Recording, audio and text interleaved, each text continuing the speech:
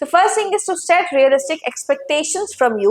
आपकी trading capability के basis पे और आपके कैपिटल के बेसिस पे एक ऐसा प्रॉफिट टारगेट सोचिए जो आप अचीव करना चाहते हैं, बट वो रियलिस्टिक होना चाहिए। ऐसा नहीं कि आपने 10 साल की कैपिटल लगाई और कुछ ही दिनों में आप उसको डबल। मार्केट में लॉसेस तो सभी को होते हैं, बट कितने लोगों का मन करता है अगले दिन उसी एनर्जी, उसी ड्राइव, उसी एंथुसियाज्म के साथ ट्रेडिंग करने का। आज हम इसी के बारे में बात करने वाले हैं। आज का हमारा टॉपिक है रीसाइलेंस। रीसाइलेंस एक्चुअली में होता क्या है? Resilience is your inner trampoline. The harder you fall, the higher you bounce. Trading is not about being right. It's all about being strong when you're wrong. आज हम बात करने वाले हैं रीसाइलेंट कैसे बने। रीसाइलेंस का एक्चुअल मतलब होता है सेटबैक्स को फेस करना, न ओवर ट्रेड करना, न रिवेंज ट्रेडिंग करना, बट लॉसेस से सीखना और सीख के आगे बढ़ना। तो चलिए समझते हैं कि कैसे ट्रेडिंग में रीसाइलेंट बन सकते हैं और कैसे अपनी ट्रेडिंग जर्नी को सक्सेसफुल बना सकते हैं। अगर आप और ऐसे कॉन्सेप्ट समझना चाहते हैं, ट्रेडिंग साइकोलॉजी को सीखना चाहते हैं, तो आप ज्वाइन कर सकते हैं हमारा कोर्स ट्रेडिंग साइकोलॉजी का। इसका लिंक मैंने डिस्क्रिप्शन में दे दिया है। तो चलिए समझते हैं how to be resilient in trading. तो चलिए समझते हैं मार्केट में रीसाइलेंट कैसे बने। लॉसेस होने के बाद हमारा माइंड ना एकदम सेटबैक में चला जाता है, राइट?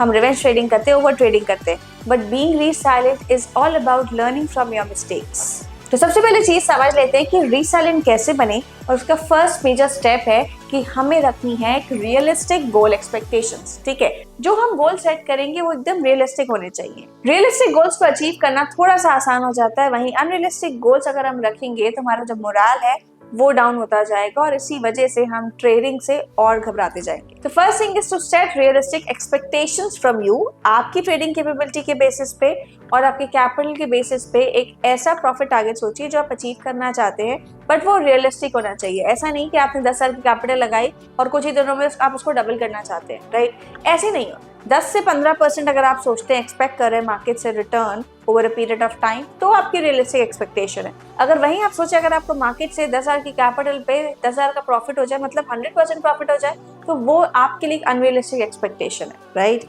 तो डिफरेंस क्रिएट कर लीजिए, कौन सी रियलिस्टिक है, कौन सी अनरियलिस्टिक, और उसी के हिसाब से अपना ट्रेडिंग प्लान बना के चलिए। अब नेक्स्ट थिंग आती है हमारी सेल्फ एस्टीम। बहुत ज्यादा इंपॉर्टेंट है। क्यों? क्योंकि जब भी हम दूसरों लोगों को ट्रेड करते हुए देखते हैं ना, उनके जब प्रॉफिट्स देखते हैं, तो हम अपनी सेल्फ एस्टीम पे, अपने आप पे सेल्फ डाउट क्रिएट करते हैं, राइट?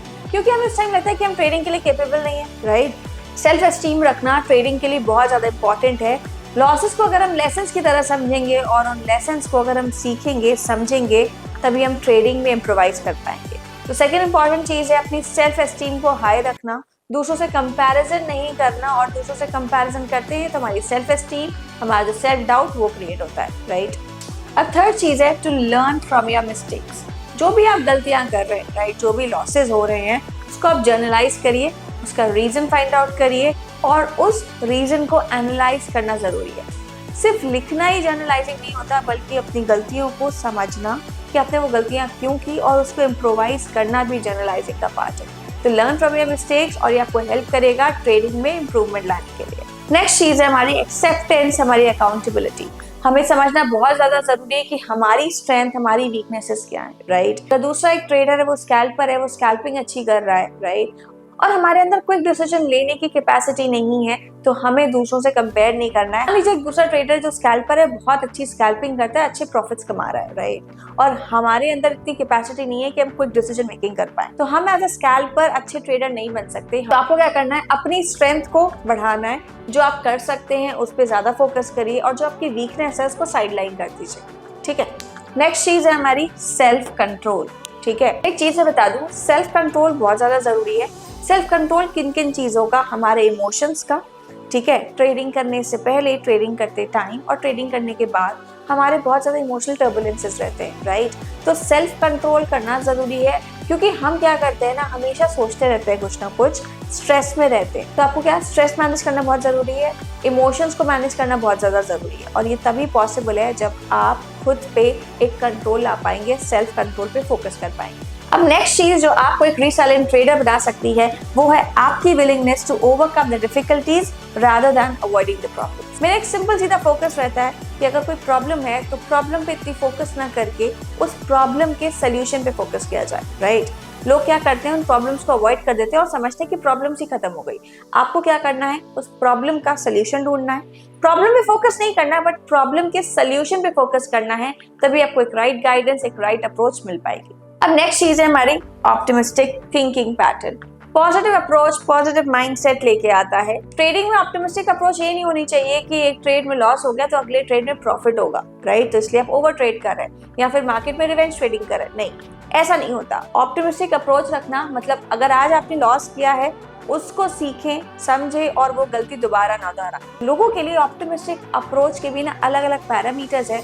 आपको एक सही पैरामीटर चूज करना है rather than choosing a wrong parameter. अब नेक्स्ट चीज जो आपको एक रीसाइलेंट ट्रेडर बनने में और हेल्प करेगी वो है to seek support from others. हर इंसान इनिशियली एक प्रो ट्रेडर नहीं होता, बट वो धीरे धीरे सीखता है खुद से और दूसरों से भी। तो अपनी एक पीयर ट्रेडिंग कम्युनिटी बनाइए, पीयर ट्रेडर से सीखिए, उनकी गलतियों से सीखिए, उनके एक्सपीरियंसेस जानिए और अपनी ट्रेडिंग में उन एक्सपीरियंसेस को लेके आइए और देखिएगा दिन पर दिन एक बेहतर ट्रेडर बनते जाएंगे। अब नेक्स्ट चीज है the ability to recognize your own emotions. Trading करते टाइम आप काफी इमोशन टर्बुलेंसेस से गुजरते हैं, राइट। फियर है, ग्रीड है, रिवेंज है, ओवर ट्रेडिंग है, इसकी वजह से आप बहुत सारी गलतियां भी करते हैं। तो आपको क्या करना है, इन फियर्स को पहचानना है, इन इमोशंस को पहचानना है और ये इमोशंस कब कब जनरेट होते हैं उस पर थोड़ा काम करने की जरूरत है। और इमोशंस पे कैसे काम किया जाता है मैंने कुछ वीडियोस में बताया है, कुछ ऐसी टेक्निक्स बताई हैं जहाँ पे आप अपने इमोशंस को कंट्रोल कर सकते हैं, मैनिफेस्ट कर सकते हैं। तो उन वीडियोस पे जाके देखिएगा, इसका लिंक मैं डिस्क्रिप्शन में दे दूंगी, राइट। अब नेक्स्ट और लास्ट चीज जिस पे हमको फोकस करना है वो है हमारी प्रॉब्लम सॉल्विंग स्किल्स। हमारी एबिलिटी प्रॉब्लम को सॉल्व करने की ऐसे नहीं आ जाती। कोई भी इंसान प्रॉब्लम सॉल्विंग में एक्सपर्ट नहीं होता। आपको क्या करना है, जो भी आपके अंदर प्रॉब्लम्स है, राइट, ट्रेडिंग से रिलेटेड या ट्रेडिंग प्लान से रिलेटेड, अपने इमोशन से रिलेटेड, आपको जॉट डाउन करना है। उन पे सर्च करिए कि आप कैसे अपने आप को इम्प्रोवाइज कर सकते हैं, उन प्रॉब्लम को सॉल्व करके चल सकते हैं और ये आपको हेल्प करेगा और एक बेहतर ट्रेडर बनने में। तो ये थे कुछ पॉइंट जो आपको एक रीसाइलेंट ट्रेडर बनने में हेल्प करेंगे।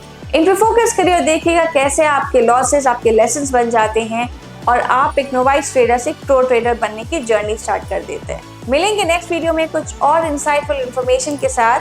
तो लाइक, शेयर एंड सब्सक्राइब करना ना भूलें।